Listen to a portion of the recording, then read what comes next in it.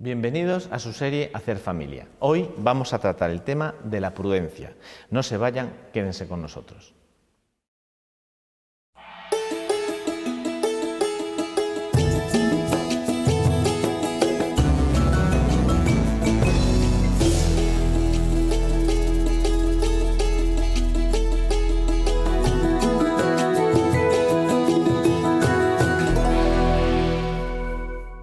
Bienvenidos nuevamente. Como habíamos comentado, hoy trataremos el tema de la prudencia. Para ello contamos con una serie de expertos que paso a presentarles.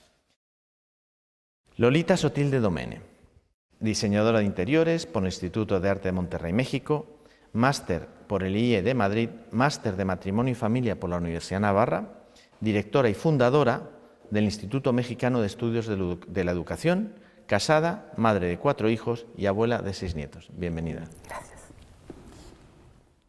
María José Suárez, profesora en letras, casada, madre de 10 hijos y abuela de 17 nietos, profesora del IEE, máster en educación familiar. Bienvenida. Gracias. Jesús Jimeno, licenciado en pedagogía, máster del IEE por España, profesor del IEE y de la Universidad de Villanueva, casado y padre de 2 hijos. Bienvenido. Muchas gracias. Muy bien, pues empezamos con las preguntas. Majo, ¿qué se entiende por la virtud, por una virtud cardinal? Mira, las virtudes, ya desde la época de los griegos podemos hablar del concepto de virtud. El primero en mencionar a las virtudes cardinales fue Platón, y ya se hablaba de una aretología, que es la ciencia de la virtud. Juan Pablo II dijo que ya en la antigua Grecia había una verdadera antropología filosófica, y las virtudes cardinales, que fueron descubiertas a través del razonamiento y del asombro de estos filósofos, son la justicia, la prudencia, la fortaleza y la templanza. ¿Por qué son cardinales? Porque de ellas se desprenden todas las otras virtudes humanas, y son las que nos conducen tanto en el orden del intelecto como en el orden de la voluntad. Perfecto, muy bien. Jesús, ¿qué es la prudencia? Y si además de decirnos la prudencia, nos hablas de los periodos sensitivos y dónde podría encajar la prudencia en los periodos sensitivos de nuestros hijos. Muy bien. Mira, la prudencia es el obrar bien, el tener la conciencia de lo que estoy haciendo es para bien.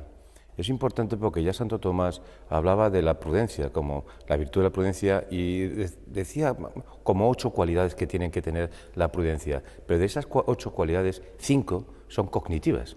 5 pasa por entendimiento. Por lo tanto, es la conciencia, el saber que estás haciendo bien. Y tu actuación es buena, no te va a llevar a un perjuicio para ti o para los demás. Entonces, cuando me has preguntado en qué periodo sensitivo estamos trabajando la prudencia, mira, la prudencia podemos trabajarlo en cualquiera de los periodos sensitivos, porque al igual que se va desarrollando psicoevolutivamente, psicopedagógicamente, tu hijo, el niño, tienes que trabajar esa prudencia. Las actuaciones de un niño de 6 años no son las actuaciones de un niño de 12. Por lo tanto, tengo que trabajar la prudencia acorde con ese momento, ese periodo sensitivo que tiene el niño de 6 años, pero también tengo que trabajar la prudencia con el niño adolescente que tiene 12. Evidentemente, el mensaje de los padres es distinto, pero trabajar la virtud de la prudencia, yo diría, es que abarca todos los periodos sensitivos, amoldando, eso sí, adecuando al niño. Yo puedo agregar algo a lo que dice Jesús.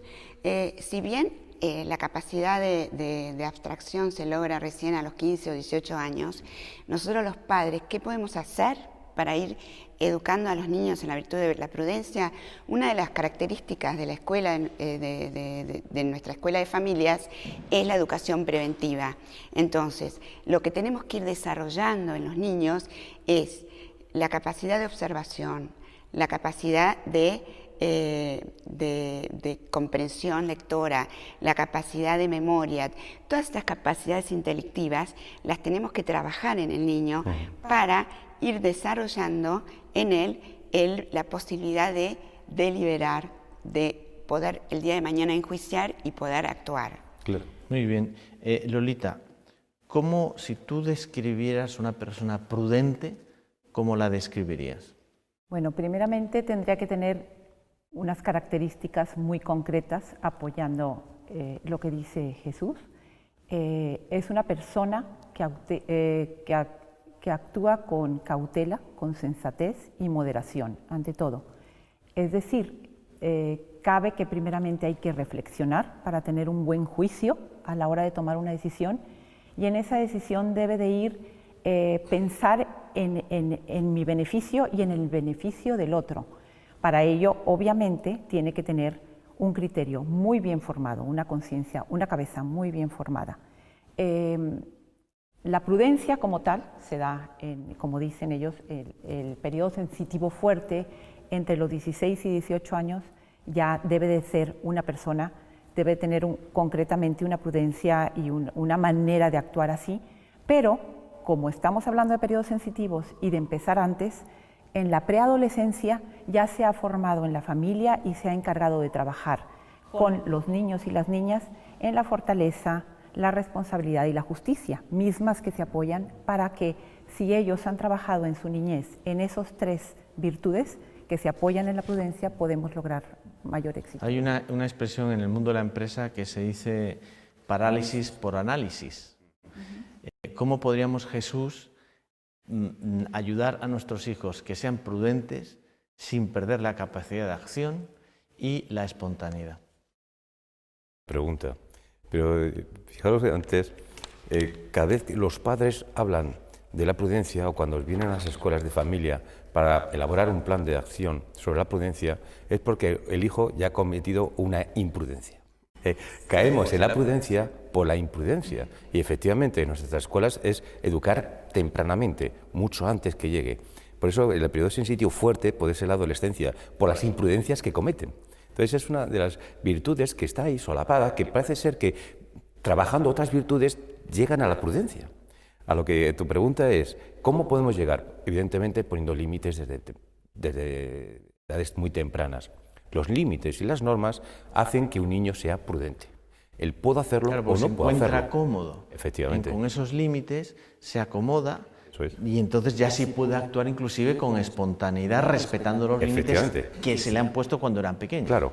La dificultad que tenemos los padres ante esta, esa planteación de poner límites es extralimitarnos en los límites, que ahora es muy común.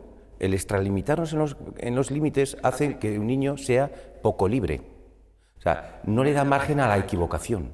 Por eso es tan importante que midamos muy bien el límite, hasta dónde tenemos que decir esto sí y esto no, porque si nos extralimitamos, hacemos niños temerosos, miedosos, atados, poco libres, y esa poca libertad no le da margen, espacio para su autoaprendizaje, autoconocimiento. Claro, con lo cual, si nosotros ayudamos a nuestros hijos a que tomen decisiones de manera libre, desde que son pequeños, de una manera controlada, con los límites que se le han puesto, les estamos ayudando a que sean prudentes, pero que puedan salir de ese parálisis por análisis que decía yo antes, ¿no? Yo creo que la clave está en que a medida que el chico va adquiriendo uso de razón, le demos autonomía para hacer aquello que él puede hacer solo, ¿no? Esta sobreprotección tan común en los padres no es positiva. Yo creo que lo positivo es enseñarles en la medida de su edad a observar, hacerle ver entre lo que es realidad y lo que es fantasía, entre lo que es verdad y lo que es opinión, ¿no? O sea, enseñarles en la medida de lo posible a hacer un análisis crítico y a comentar. Y esto se logra mucho haciéndoles preguntas sobre los cuentos que han leído o sobre alguna película. Claro, la comunicación posiblemente sea muy importante de cara a la prudencia, porque la prudencia también es sopesar las cosas para luego tomar una decisión. Ya que tú estás hablando, Majo, ¿qué nos podrías decir acerca de la prudencia como madre y guía de todas las virtudes? Bueno, la prudencia es la madre y guía de todas las virtudes, porque como muy bien decía Jesús, es una virtud que si bien está en el orden de lo intelectivo, apunta a la razón práctica. Es la que me muestra la verdad para que yo después pueda obrar en consecuencia. Y por lo tanto, la justicia me va a ayudar a ver la verdad para dar a cada uno lo que corresponde en mi relación con los demás. La fortaleza me va a dar la fuerza para vivir esa verdad objetiva que he visto. Y la templanza me va a ayudar a dominar las pasiones para poder llegar al fin que la prudencia me ha mostrado. Claro, la prudencia está ligada en el fondo a casi todo, porque también tener una buena conciencia y tenerla bien formada te ayuda a ser más prudente, ¿no, Lolita? Más prudente, así es. ¿Hay algunos puntos fuertes que estén relacionados con la prudencia y tú pudieras remarcar? Puntos fuertes es, primeramente, no caer en excesos. Está muy relacionado con la prudencia. Comprar lo que realmente se necesita, lo que hace falta y no lo que me apetece. No desvelarse a horas extra que luego no debe de ser, ¿no? Decir no a la pornografía tajantemente, que es algo que está atacando fuertemente a nuestra juventud, y no negociar con el mal. Ahora, no negociar con el mal. Con el mal. ¿Qué quieres decir con eso? Con todo aquello que me va a afectar, di no rotundo. Y los padres nos estamos dando cuenta actualmente que no se está diciendo el no rotundo. Y no es que el adolescente quiera actuar mal o que está confundido, simplemente no tiene una brújula lógica, un seguimiento. ¿Y qué es? Ha faltado de nuestra parte como padres, como educadores, prepararnos en una escuela de familia, prever que la adolescencia iba a llegar, que la prudencia es importantísima, y entonces los jóvenes están desconcertados. ¿Y qué es? Una falta de fe, de cimiento sobre la fe, una falta de conocimiento como católicos de cómo hay que actuar en el día a día, un desconocimiento de Dios. No se ora en familia, no se les da las bases necesarias. Claro, todo eso tiene que estar relacionado también con que esa misma vivencia se experiencie en casa. Desde ¿no? luego. ¿Puedo agregar algo a lo que dijo Lolita? Yo creo que lo que vos decís justamente se refiere a que como a veces uno no ha vivido bien la virtud de la prudencia, predomina las pasiones y uno no puede, al no vivir bien la virtud de la templanza, no se pueden ver lo que la razón objetiva me dice que es el bien. Entonces, por eso es que pierdo el norte. O sea que es muy importante además para una familia cristiana saber que la prudencia consiste en buscar la voluntad de Dios. Y eso es lo que se logra mediante el silencio y la oración. Un punto importante es eso que has dicho, que es que la prudencia está relacionado con buscar la voluntad de Dios, que al final es lo que tenemos que hacer todos para poder llegar al cielo. Es curioso porque muchas veces un adolescente, una persona joven, te dice, no, si yo no quiero pecar. Y dice, bueno, pues para no pecar, una de las cosas que tienes que hacer es no ponerte en ocasión de pecado. Si tú estás con el móvil o estás andando por la calle mirando cosas que no debes mirar, o te pones a ver películas que no debes ver, o te unes con la gente que no te tienes que unir, tienes que tener la conciencia y las ideas suficientemente claras pues para no caer. Ahora os voy a, como hacemos en estos programas, os voy a pedir que me deis algún ejemplo de la prudencia en los evangelios. Si quieres, Maju, tú empiezas y si se os ocurre alguna podéis... A mí, me emociona muchísimo la figura de San José porque veo que él es el hombre justo, ¿no? El justo en el Antiguo Testamento era el hombre santo. Y si él, podemos decir que fue un maestro que se dejó llevar por el don de la sabiduría, porque por eso fue prudente, porque frente al designio de Dios, en el momento en que el ángel se le revela y le dice cuál es el plan de él en el plan en la salvación, que va a ser el marido de la Virgen, pero el padre adoptivo de Jesús, él se pone en oración, en silencio, y secunda la voluntad de Dios en los distintos momentos, tanto yendo a Belén para lograr así que se reconozca a Jesús dentro del linaje de David, como en la huida a Egipto, cuando tiene que dejar todo y huir con un niño recién nacido para instalarse en otro país, comenzar su profesión y a sacar adelante a su familia. No, y en los evangelios dice claro que San José, que es una figura a veces olvidada, ¿no? y que se debería de recuperar, sobre todo en las familias, en el ambiente familiar, antes de tomar una decisión, te lo dice en los evangelios, pues oraba y en los evangelios aparece como la figura del ángel. Siempre pues se le aparecía un ángel. El ángel venía a representar, pues de alguna manera entiendo que la palabra de Dios, la voluntad de Dios, que en esa oración se le aclaraban las ideas y prudentemente pues tomaba una decisión. ¿Quieres aportar algún otro ejemplo en el evangelio? La verdad es que el Evangelio siempre, como digo, incluso en la clase con mis chavales, si queremos educar bien a nuestros hijos, si queremos educar bien a nuestros alumnos, vete al Evangelio. O sea, ¿qué estás trabajando? ¿Qué estás trabajando? Ahora mismo la prudencia. En el Evangelio hay muchísimos casos de prudencia y de imprudencia. Se me ocurre uno de imprudencia, si me permites que te lo diga así. La madre que pide a nuestro Señor que ponga a sus hijos a su derecha o a su izquierda. ¿Cómo le contesta Jesús? No sabe lo que estás pidiendo. Como diciendo, no sabes, no te has parado a pensar que me estás pidiendo a derecha e izquierda. Eso está a decisión de nuestro Padre. O sea, es una cosa porque la prudencia, como San José, se pone en oración, se consulta, se habla antes de decir. Una de las cosas, habéis dicho muy bien, la sobriedad, muy bien la templanza y el pudor. El pudor de las palabras, el pudor de las miradas. Otro caso en el sentido, aquel discípulo que dice, quiero seguirte. Y como Jesús, nuestro Señor sabe lo que dice, deja todo, abandona todo y sígueme. Y en ese momento ya se nos arruga un poquito, como diciendo, es que has sido verdaderamente imprudente. No has pensado muy bien qué significa seguirme a mí. O sea, con lo cual a veces no escuchamos. Exacto. O sea, no solo leer, cuando lees el Evangelio tienes que tratar de escuchar qué es lo que Dios te quiere decir a través de las palabras del Evangelio. En el caso del joven rico, no es que fuera mala persona, todo lo contrario. O sea, Jesús hasta de alguna manera se enamoró de él, en el sentido de lo bueno que era, sino que él no paró a meditar las palabras del Señor. Probablemente, si hubiera sido de esa manera, se hubiera quedado, ¿no? Yo quiero agregar algo que es muy importante dentro de la virtud de la prudencia, que es el pedir consejo y escuchar para tener la información adecuada y también no dejarse llevar por prejuicios. Esto se ve muy claramente, ¿no? en los evangelios, y Jesús nos da mucho ejemplo con las parábolas.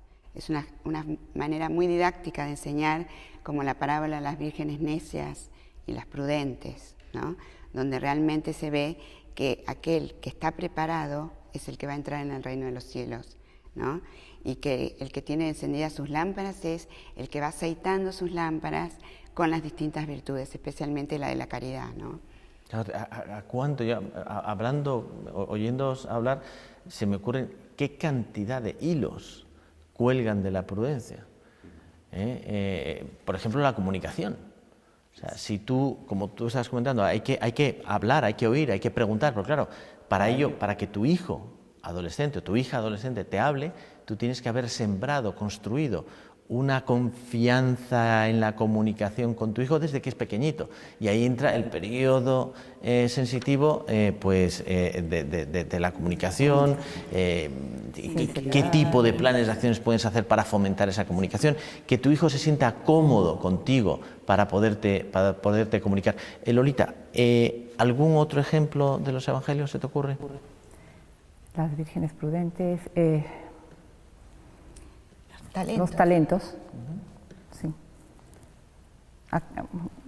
Se nos dio unos talentos a cada quien. El uso de los talentos, la responsabilidad que tenemos de crecerlos, de aumentarlos y de realmente no creerte más porque tengas lo que tienes, sino desarrollar y actuar con sensatez. Sí, ese ejemplo es buenísimo, porque es que además...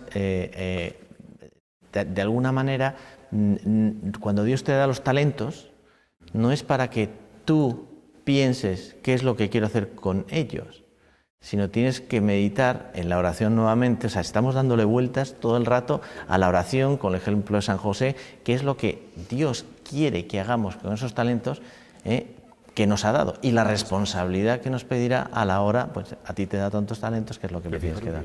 El que no el que no renta el talento, porque dice, porque lo guardó y no. ¿Por qué? La excusa que le dice a su señor, te tengo miedo. Como te tengo miedo porque eres así, yo lo guardé.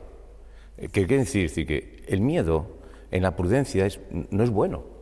El tener miedo, que nuestros hijos tengan miedo a sus actuaciones, le limitan en la libertad y no tiene autoconciencia, no tiene ese aprendizaje, se tienen que equivocar.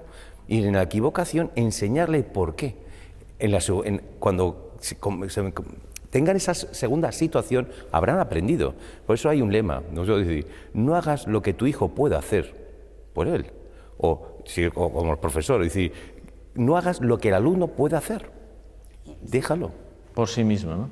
Me viene a la cabeza una anécdota, ¿no?, de una mamá que justamente a raíz del miedo se dio cuenta que su hijo era tímido, entonces dijo, claro, esto es por soberbia, porque tiene miedo a equivocarse, porque es un chico muy inteligente, y le dijo a su hijo, mira, vos tenés que animarte a hablar en clase, tenés que animarte a participar, vos sos muy capaz.